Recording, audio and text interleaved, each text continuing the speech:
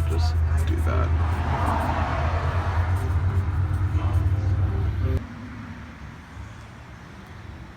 Alright, so this is behind the Last Resort. We're just gonna get a look here at this yard. There's some bars. I guess that's a bar there. I think that is.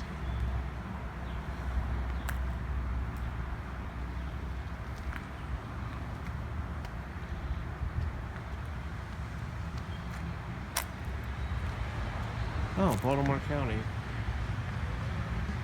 That's close to where I live.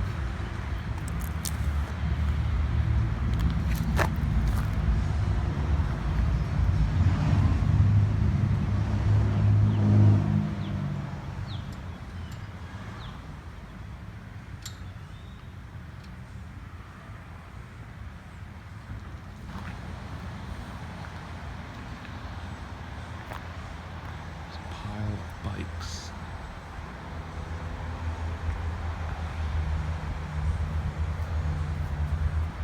The Last Resort Redneck Riding Lawnmower.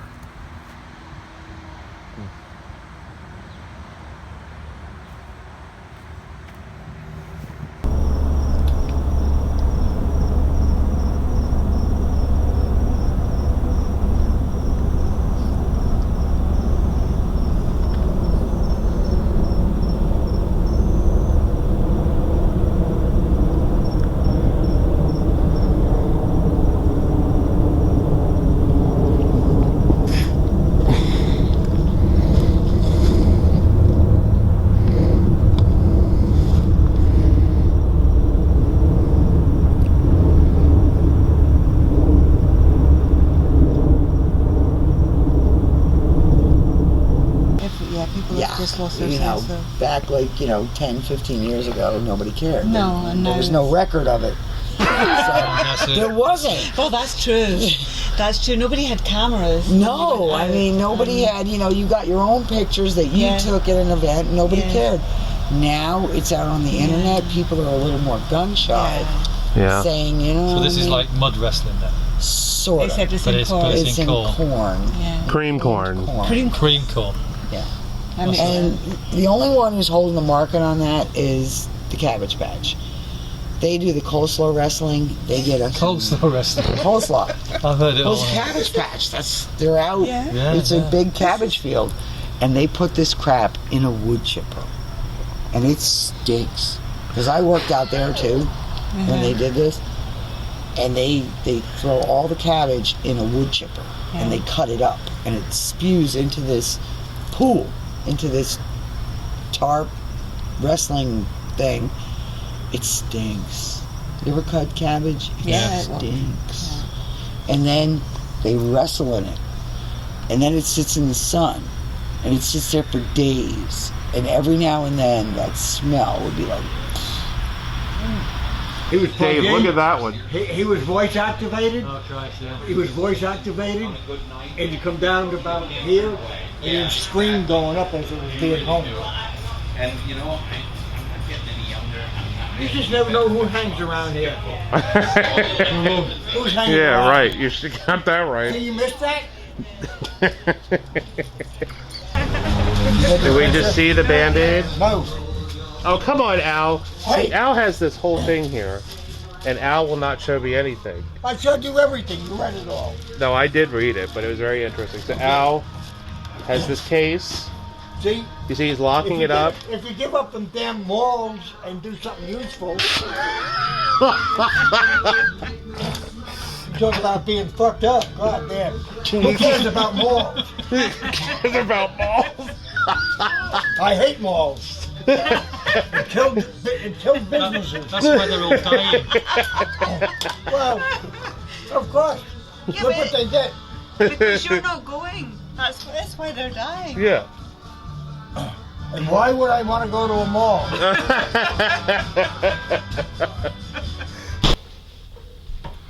All right, we're rolling. All right. Let me just.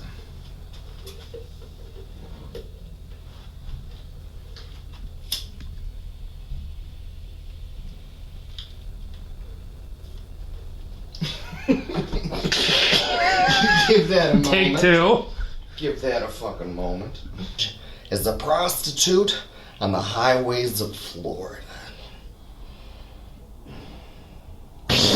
That was great. Did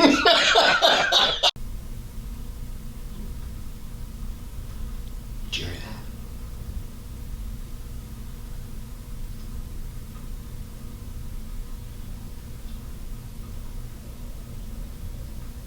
Oh. That's somebody peeing. It's somebody with a prostate problem grunting. I thought they were either fucking or... But it's some... Yeah, that's somebody urinating. Really had to go. Had a few beers. 4 o'clock in the morning. Several beers, turns out. Right? And now he's gonna shake it. Listen for the drip.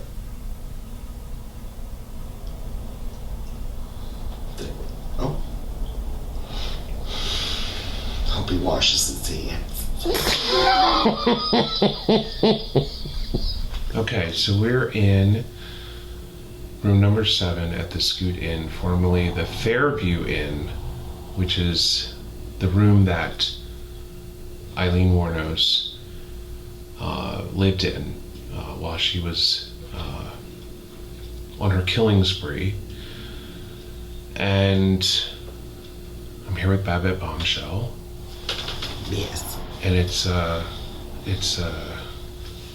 very Blair Witchy in here right now. It's 3:02 a.m. You can't really see it, but whatever. And we're hoping we're right next to the highway, so you may hear cars in the background. Ghost signal acquired. Well, That already. that was handy. We're making headway right. See, there's the thing about that, though, these ghost things. My own personal opinion, which I'll share with you because I'm never one to withhold an opinion.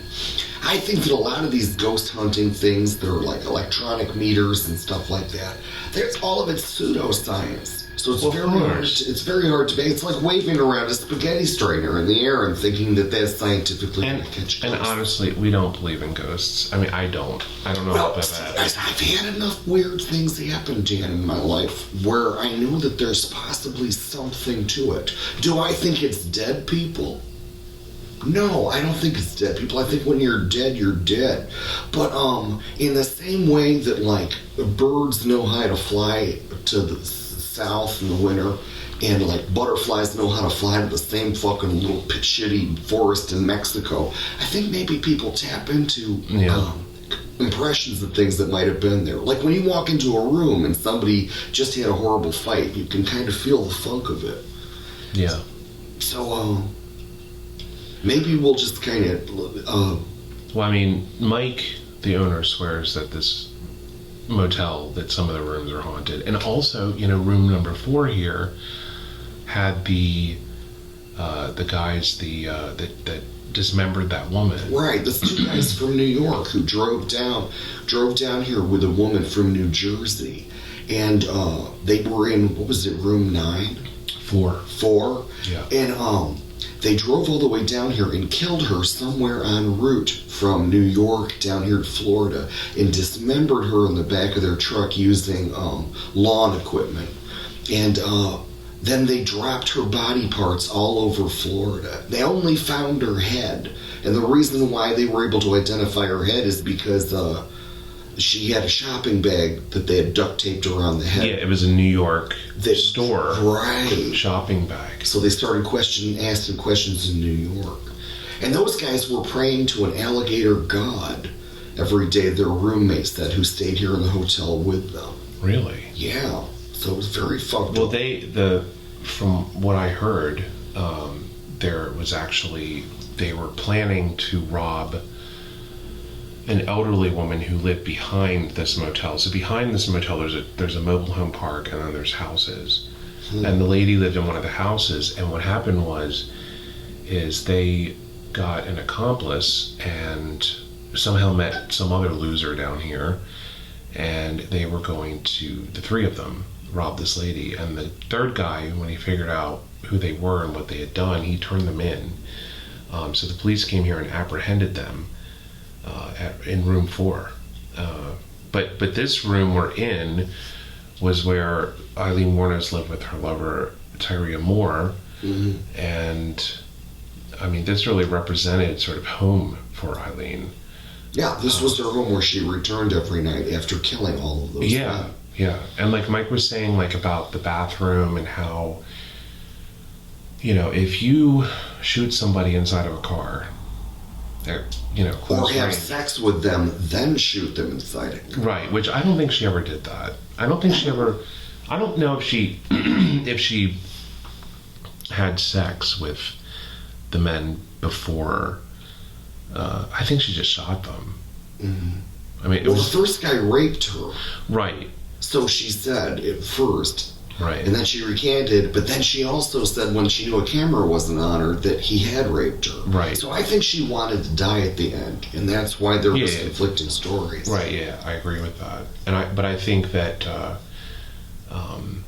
you know, this room kind of represented really a shelter for her, and really the only sort of normality where she had a relationship with a woman she loved, and you know, she had some sort of normality while living here, even though I think at the point that she was on her killing spree that she had actually snapped and ended up, you know. And people have the wrong impression about Elaine.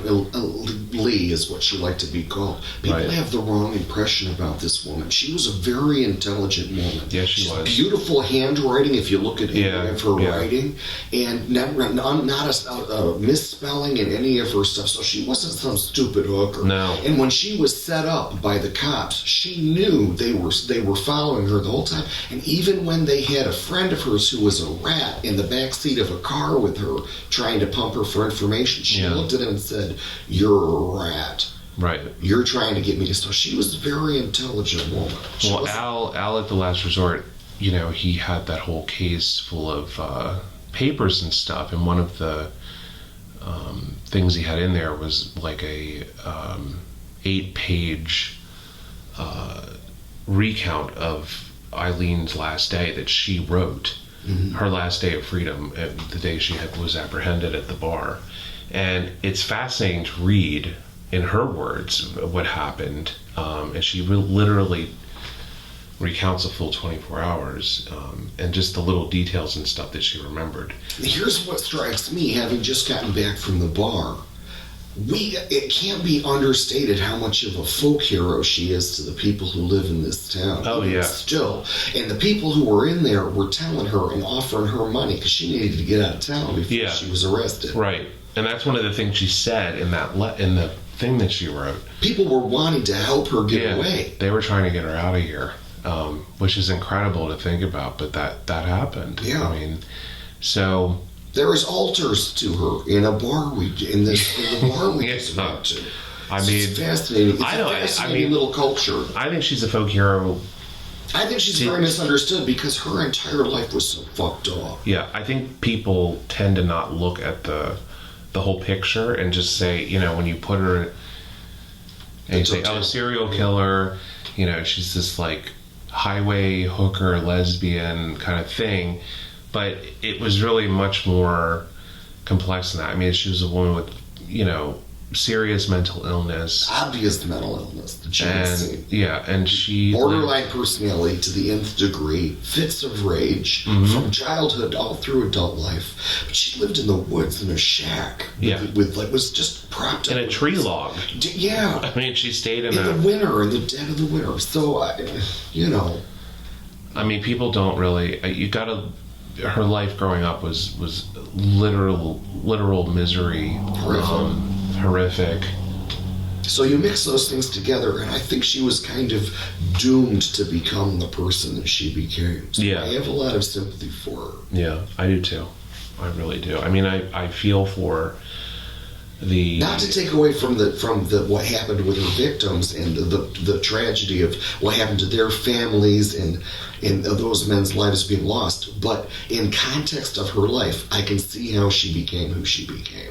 yeah, and it's like the bra, and I wish you could have seen the bra, but that was last night.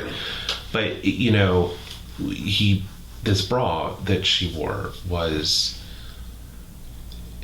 it kind of was a representation of how she lived, like on the edge, how hard her life was. It was, she used bandages to tie it up, and she used safety pins to put it together, and it was literally this tattered, dirty bra She that she slept wore. in the bar. She Yeah. slept on the patio of that bar. Yeah, she slept out back once in the one of the caskets, and then another time in the most of the time in one of the trailers or on one of the van seats that they have out there.